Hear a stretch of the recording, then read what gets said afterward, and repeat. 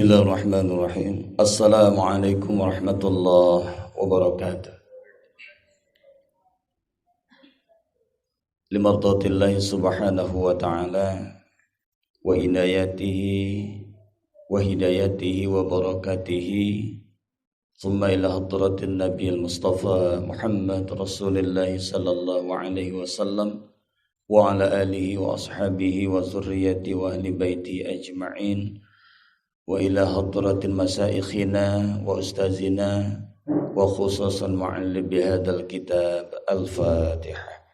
A'udzu billahi minasyaitonir rajim. Bismillahirrahmanirrahim. Alhamdulillahi rabbil alamin. Arrahmanir rahim. Maliki yaumiddin. Iyyaka na'budu wa iyyaka nasta'in. Ihdinas siratal mustaqim. Siratal ladzina an'amta 'alaihim ghairil maghdubi 'alaihim. Alhamdulillahi rabbil alamin. Wa bihi nasta'in ala umurid dunya waddin. Asyhadu an la ilaha illallah wahdahu la syarika lah. Wa asyhadu anna Muhammadan 'abduhu wa rasuluh alladzi la nabiyya ba'dah. Allahumma passalli wa sallim wa barik wa an'im ala rasulina wa habibina wa syafi'ina wa zukhrina wa maulana Muhammad wa ala alihi wa ashabihi wa man tabi'ahum bi ihsanin ila yaumil qiyamah. Amma ba'd. Ya ayyuhalladzina amanu taqullaha haqqa tuqatih wa la tamutunna illa wa antum muslimun. Wa qala ta'ala fil ayatil ukhra laqad kana lakum fi rasulillahi uswatun hasanah liman kana yarjullaha wal yawmal akhir wa dzakarallaha katsira. Shadaqallahul azim wa sadaqa rasuluhun nabiyul karim wa nahnu ala dzalika minasy syahidin wasyakirin walhamdulillahi rabbil alamin. Hadirin jamaah salat subuh yang dimuliakan oleh Allah Subhanahu wa taala insyaallah. Alhamdulillah pada subuh Ahad ini, pada subuh Jumat ini kembali kita diperkenankan oleh Allah Subhanahu wa taala untuk melanjutkan kajian sirah nabawi kitab Rahiqul Makhtum karya Syekh Saifur Rahman Al-Mubarakfuri. Semoga Allah Subhanahu wa taala merahmati beliau dan semoga Allah memberikan kepada kita ilmu yang bermanfaat dan menghindari kita daripada ilmu yang tak bermanfaat. Amin. Kemudian salawat dan salam semoga senantiasa Allah limpahkan kehadiran Nabi Muhammad sallallahu alaihi wasallam. Sosok manusia yang nabi yang telah Allah utus ke permukaan bumi ini untuk melakukan revolusi akhlak bagi kehidupan umat manusia, dan masa kenabian itu lebih singkat dibanding daripada masa persiapan, tidak lebih daripada 23 tahun, 13 tahun di kota Makkah dan 10 tahun di kota Madinah. 23 tahun usia kenabian ini menjadi sebuah usia yang begitu singkat, akan tetapi memberikan efek yang sangat luar biasa bagi sampainya hidayah Allah atau menyebarnya hidayah Allah, tidak hanya di Jazirah Arabiyah, bahkan juga sudah sampai keluar daripada Jazirah Arabiyah. Itu membuktikan bahwa sesungguhnya Rasulullah SAW itu telah melakukan usaha dakwah yang begitu maksimal dalam usia yang begitu singkat 23 tahun, tapi penyebaran Islam itu sampai pada akhirnya puncaknya adalah ketika Madinah menerima Nabi sedemikian rupa adanya.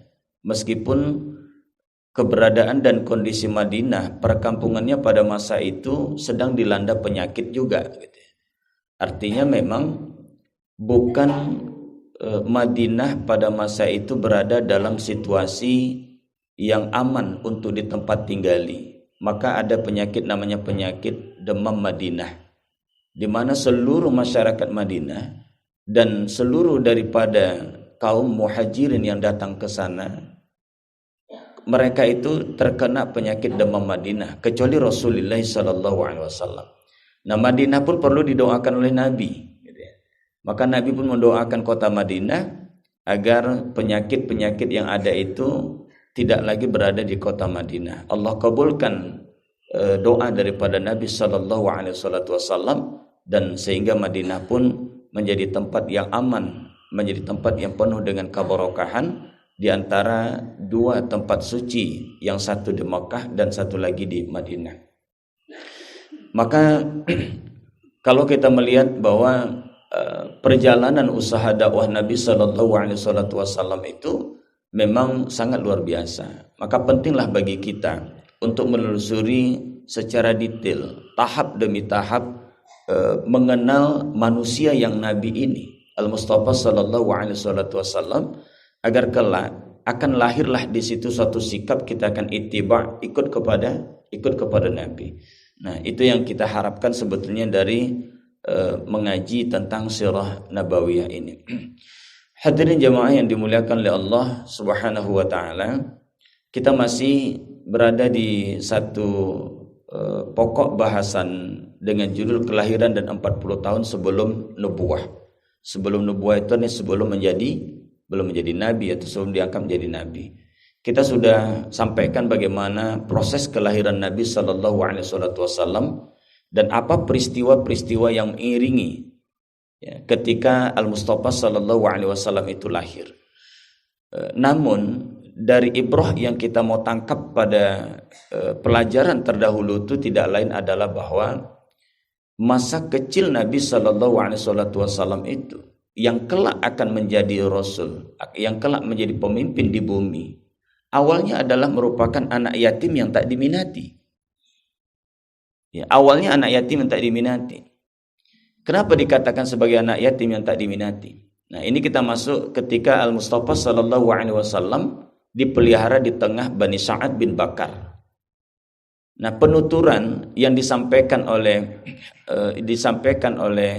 Halimatun Sa'diyah, penuturan beliau ketika perkampungan Bani Sa'ad bin Bakar itu sedang berada di dalam paceklik, dalam kondisi yang tak menentulah, terjadi krisis ekonomi. Nah, sehingga dalam krisis tersebut, maka seluruh wanita-wanita, para ibu yang memiliki anak bayi bersama dengan suami-suami mereka itu berangkat keluar daripada perkampungan Bani Sa'ad bin Bakar. Jadi perkampungan Bani Sa'ad bin Bakar itu jaraknya dari kota Mekah itu 170 km. Nah, jadi mereka berangkat meninggalkan kampung halamannya demi untuk mendapatkan anak untuk disusui.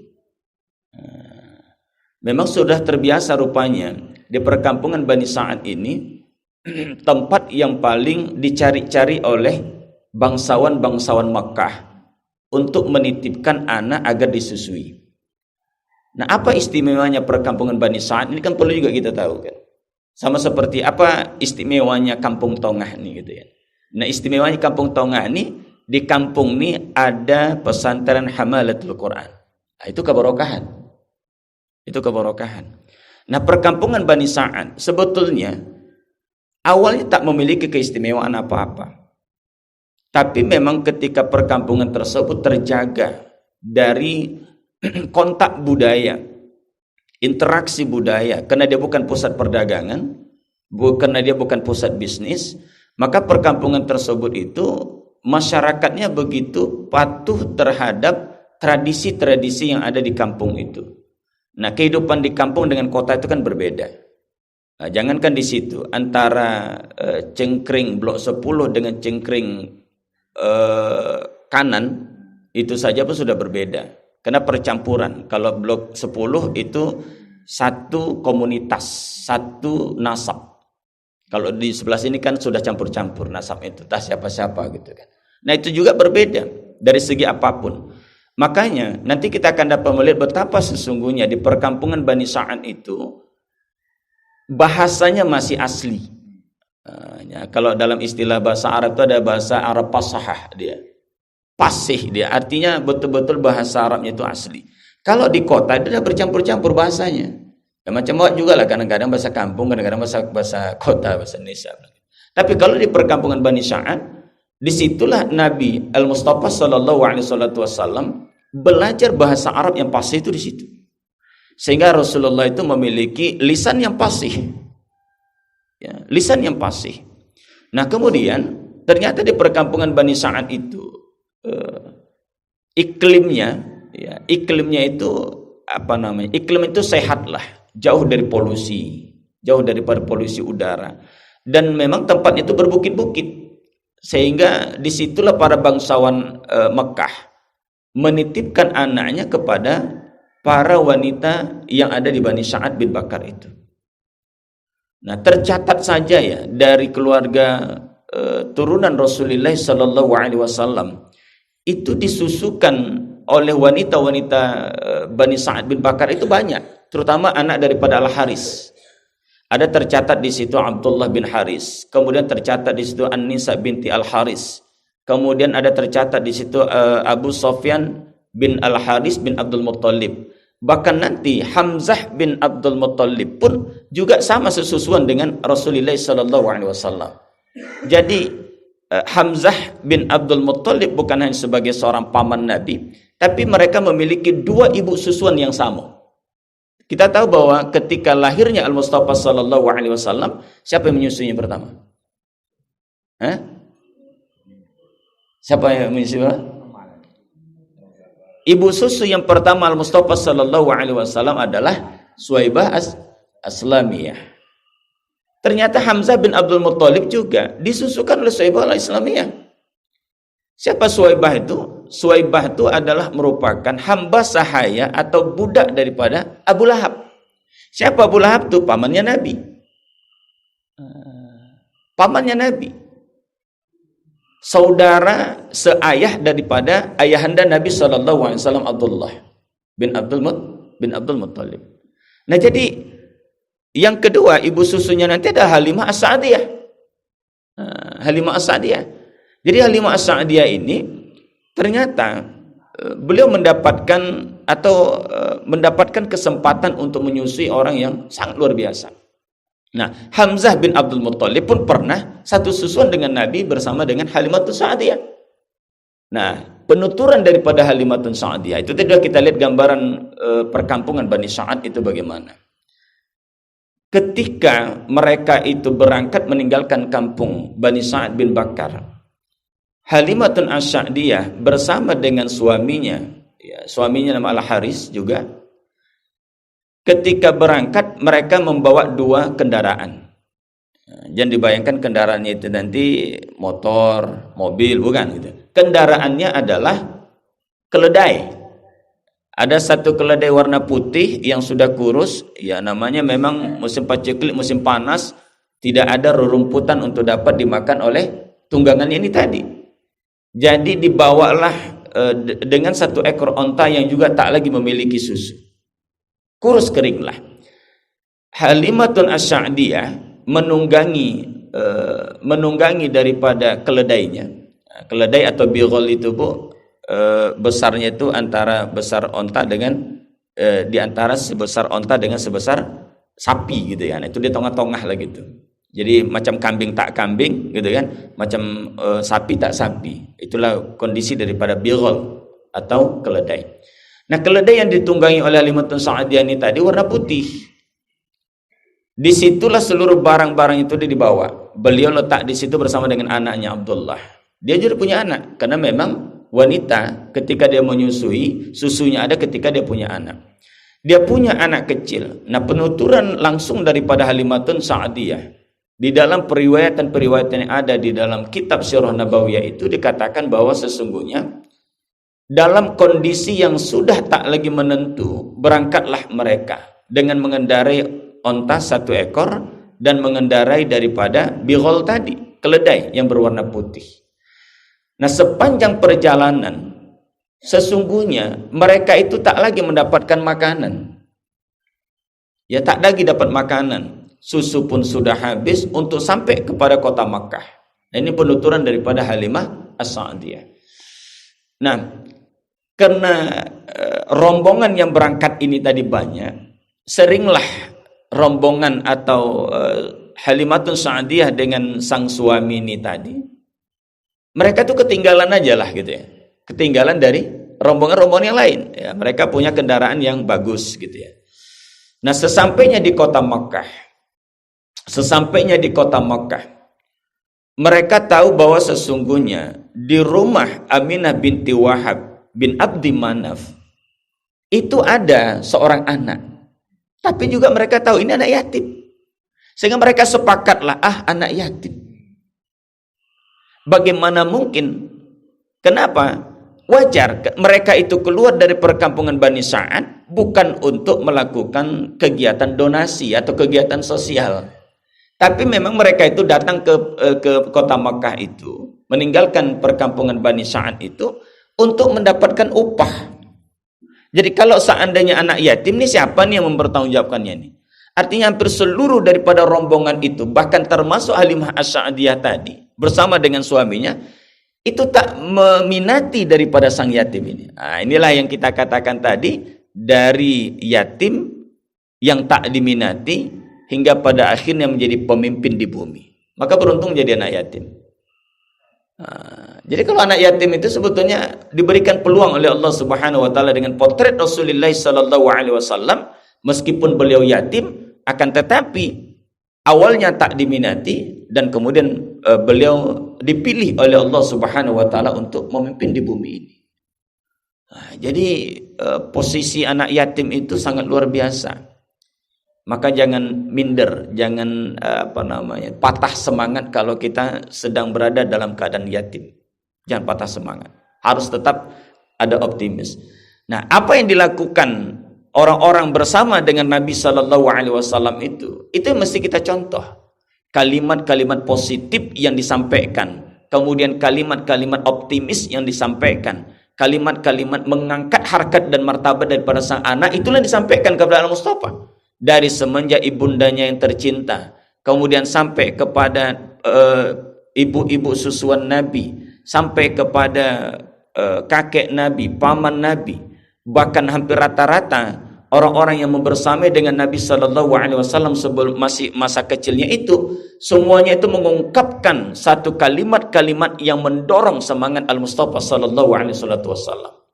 Itu yang menjadi tarbiyah yang sangat luar biasa nih sebetulnya. Ini pelajaran mahal bagi kita sebagai orang tua. Pelajaran mahal. Kenapa anak kadang-kadang keluar dari rumah minder dia? Kenapa? Mungkin dia selalu dilecehkan di dalam rumahnya. Allah, kau bisa apa kau? Sampai ketika dia keluar begitu aja, aku bisa apa? Jadi tidak ada kalimat-kalimat optimis, penyemangat bagi sang anak. Oh, anakku ini nanti kelak dia memiliki keistimewaan. Lihat bagaimana ketika Aminah binti Wahab bin Abdul Muttalib mengatakan kepada sang bayi yang yatim ini tadi, dia ini memiliki keistimewaan. Anakku ini memiliki keistimewaan. Nah, begitu juga dengan nanti kakeknya. Kakeknya katakan bahwa sesungguhnya diberikanlah nama Muhammad untuk apa itu? Agar kelak si anak ini menjadi orang yang terpuji di bumi dan di langit. Bahkan ketika di dalam pengasuhan kakek beliau nantinya, di saat para paman-paman Al-Mustafa Sallallahu Alaihi Wasallam ada bayang-bayang, ada tempat tidur yang biasa ditiduri oleh Abdul Muttalib di seputaran daripada Ka'bah itu siapapun tak berani itu menaikinya. Anak-anak Abdul Muttalib pun tak berani duduk di situ. Tapi ketika Al-Mustafa Sallallahu Alaihi Wasallam yang di usia beliau memasuki beranjak 8 tahun, main-main, kemudian naiklah dia ke tempat tidur sang kakek tadi, dilihat oleh sang paman-pamannya tadi katakan, nak, jangan, itu tempat kakek. Maka apa kata sang kakek? Adapun untuk anak ini, biarkan dia memiliki keistimewaan. Itu kalimat. Ini tidak awak kan, kadang-kadang budak usia 8 tahun masih terkoncing di rumah bilang, kau ni apanya 8 tahun pun terkoncing kau di rumah, nak jadi apa kau? Jadi itulah mungkin kesalahan fatal kita yang tanpa kita sadari itu membangun karakter anak.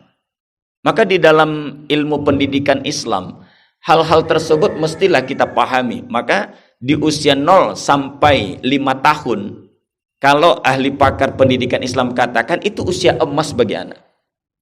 Usia emas. Jadi kalau usia emas, kalau emas itu kan dia akan terhindar daripada inflasi ya. Kalau emas itu terhindar daripada inflasi, tak mengikuti turun naik turunnya dolar, dia tetap naik aja terus. Jadi kalau anak itu merupakan anak yang emas, mestinya dia tidak akan berkarat. Mestinya dia akan tetap berada di dalam kebaikan itu. Nah, tergantung siapa yang merawatnya.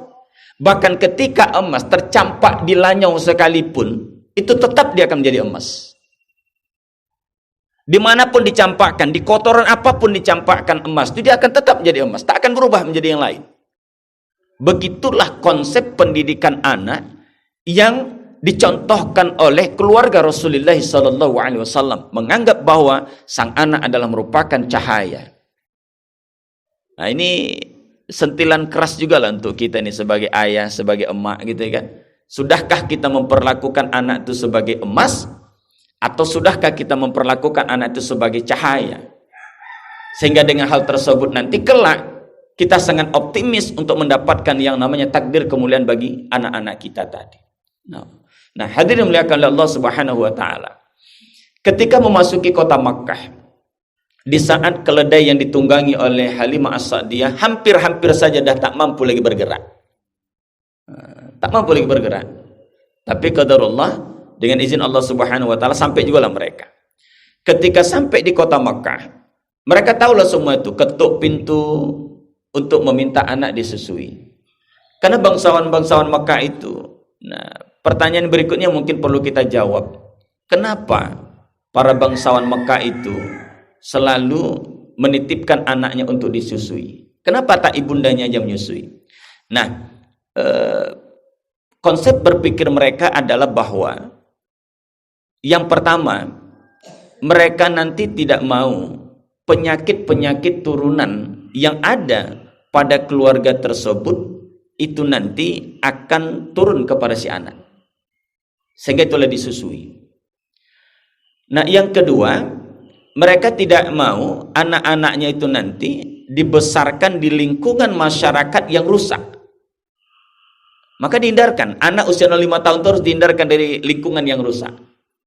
Jadi kalau di sini kita sudah nyaman di sini kan, udah ada pesantren Halamatul Quran kan nyaman kita itu. Saban hari didengungkan Al-Quran, saban hari dibacakan Al-Quran. Maka ada keberkahan di situ. Nah, maka penghindaran itulah yang dilakukan. Dan yang bisa menitipkan anak itu kan orang-orang yang kaya. Ya, orang-orang yang kaya. Maka orang-orang yang kaya itu dari kabilah Quraisy itu Masya Allah, mereka itu menitipkan anaknya tadi untuk disusui oleh wanita-wanita Bani Sa'ad bin Bakar. Nah, ketika mereka melintasi rumah daripada sang yatim, mereka tahu ada anak yatim di situ. Tapi mereka lewati dan mereka sepakat bahwa anak yatim, mana mungkin dia akan bisa memberikan upah, kan gitu. Karena memang mereka itu mau mencari upah. Nah, ketika sudah melintasi semuanya tadi, rombongan satu persatu sudah mendapatkan anak untuk disusui. Tinggallah sendiri Halimah As-Sa'diyah. Tak dapatnya anak untuk dibawa balik. Sampai pada akhirnya matahari itu sudahlah tenggelam, hampir malam. Maka apa kata Halimatun As-Sa'diyah? Wallahi. Jadi orang-orang dulu ya, itu selalu kali bersumpah atas nama Allah. Wallahi. Kan gitu ya. Wallahi gitu ya. Wallahi, aku tidak akan pulang sebelum aku mengambil anak yatim itu. Awalnya tak minat. Apapun keadaannya, artinya begini, pasrah tuh. Ada tak ada, bawa aja lah gitu kan. Untung tak untung, bawalah. Laku tak laku, bawalah. Begitulah. Yang penting aku pulang membawa sang anak. Dan apa kata sang suami? Suami pun mendukung. Aku berharap seperti itu. kelak anak tersebut membawakan keberkahan. Apa kata Halimah As-Sa'diyah? Ya, aku pun juga berharap demikian. Artinya kalimat-kalimat optimis. Kalau kita bilang bahasa psikologi autosugesti lah, ada penyemangat diri. Ini anak yatim, dari mana dapatnya upah? Tapi ada autosugestinya, menyemangati diri. Maka inilah anak-anak muda, generasi, kita harus mampu menyemangati diri kita sendiri. Autosugesti namanya itu. Kalau kita sudah mampu mensugesti, menyemangati diri kita sendiri, maka insya Allah kita akan bisa bergerak ke depan. Tapi kalau tidak, tetap kita berada di tempat. Nah, Halimatun Asy-Sya'diyah mencoba untuk menyemangati dirinya sendiri. Kemudian dibantu, diperkuat lagi oleh sang suami. Benar, ada kebarokan kepada si anak pada anak tersebut, dan ambillah dia. Maka Halimah katakan begitu, aku pun berharap demikian. Berangkatlah mereka ke rumah sang yatim, bertemulah dengan sang kakek. Apa yang terjadi? Kakek memberikan emas yang dibutuhkan untuk memelihara sang yatim tadi selama 2 tahun. Artinya tak kosong juga lah gitu. Anggapan pertama anak yatim ini tadi tak bisa memberikan apapun di dalam pemeliharaan selama 2 tahun, disapih oleh ibunda susuannya. Tapi yang namanya Abdul Muttalib itu kan bangsawan, ya, penguasa kota Mekah. Maka beliau memberikan beberapa keping emas kepada Halimatun As-Sa'diyah sebagai bekal untuk memelihara daripada sang yatim itu tadi. Berangkatlah mereka, diambillah Al-Mustafa sallallahu alaihi wasallam oleh Halimah As-Sa'diyah. Apa penuturan Halimah As-Sa'diyah? Ingat ya, Halimah As-Sa'diyah pada saat itu juga membawa anak 1 orang, Abdullah namanya, yang juga dalam susuannya. Ketika diambillah Al-Mustafa dari pangkuan sang ibunda tercinta, maka apa yang dikatakan oleh Halimah As-Sa'diyah? Aku sama sekali tak merasakan adanya beban tambahan ketika aku menggendong ini anak. Masya Allah. Ibu-ibu kan biasa kan? Saya tanyalah sama berhadir, kenapa ibu-ibu begitu lebih tahan menggendong anak dibanding daripada ayah-ayah? Kenapa? Ibu-ibu nih kalau menggendong budak 1 hari pun sanggup. Kalau kita tak tahan. Kenapa begitu? Oh, karena orang itu perempuan, laki-laki. Oh, bukan, jawabannya bukan seperti itu. Karena sang ibu-ibu ini menggendong dengan cinta. Kalau kita gendong seseorang itu dengan cinta, berat pun tak terasa. Tapi kalau ayah kan tidak, gendong kenapa? Karena terpaksa. Jadi kalau karena terpaksa tadi apa yang terjadi? Ya udahlah. Udah siap kerja kau tuh. Lama kali, baru 5 menit. Lama kali. Tak tahu istrinya itu menggendong anak, apalagi dalam keadaan sakit, demam umpamanya. 1 hari 1 malam suntuk tak tidur-tidur. Awak 5 menit tak bertanya. Piah, kemana kau? Dia bilang gitu kan. Nah jadi ternyata ketika dibawalah Al-Mustafa sallallahu alaihi wasallam, maka sedikit pun tak terasa ada beban penuturan daripada Halimah Asy-Sya'diyah. Kemudian dia arahkanlah mulut daripada Al-Mustafa sang yatim ke puting susunya. Apa yang terjadi? Begitu lahapnya Al-Mustafa sang yatim meminum air susu yang ada pada Halimah As-Sa'diyah sampai terkenyang dan sampai tertidur Al-Mustafa. Setelah itu diletakkanlah Al-Mustafa, kemudian disusukan pula Abdullah, anak daripada Halimah As-Sa'diyah radhiyallahu anha. Begitu juga kenyang. Dan kemudian mereka hampirlah onta kendaraannya. Ternyata onta itu tadi pun juga mengeluarkan susu. Masya Allah, tabarakallah. Betapa keberkahan Al-Mustafa sang yatim tadi sudah diperlihatkan semenjak awal ketika Halimah As-Sa'diyah menggendong daripada Al-Mustafa. Masya Allah. Merinding saya, Bu. Masya Allah. Allahumma salli ala Sayyidina Muhammad wa ala ali Sayyidina Muhammad. Itu anak membawa keberkahan. Jadi siapapun anak yang lahir di permukaan bumi dalam kondisi apapun, peristiwa apapun yang mengiringinya, itu adalah keberkahan. Yang selalu kita sebutkan dengan anak adalah merupakan cahaya. Walaupun kondisi dia lahir itu dalam keadaan krisis moneter, walaupun kondisi lahir itu dalam keadaan peristiwa yang besar. Kan ada peristiwa besar kemarin itu. Peristiwa Abrahah, gubernur Yaman yang berusaha untuk meruntuhkan Ka'bah. Tapi tetap ada optimisme, karena anak adalah merupakan cahaya. Maka jangan sekali-kali kita sepelekan anak-anak kita itu. Jangan kita sepelekan anak kita itu. Nah, ketika dia hampirilah ontanya tadi, ontanya pun sudah susu. Sampai-sampai suami daripada Halimah Asy-Sya'diyah minum dengan puasnya. Dan penuturan lagi dari Halimah Asy-Sya'diyah pada malam hari itu, tak pernah mereka merasakan tidur yang lelap kecuali malam itu. Kenapa mereka tak lelap malam-malam sebelumnya? Karena anak menangis saja, tak dapat susu.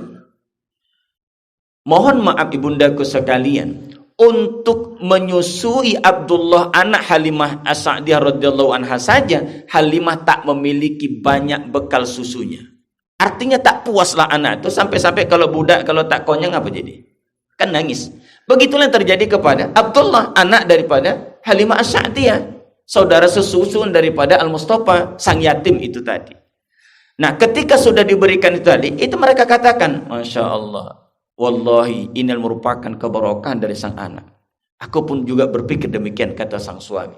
Tetap kalimat-kalimat yang sangat memberikan dorongan.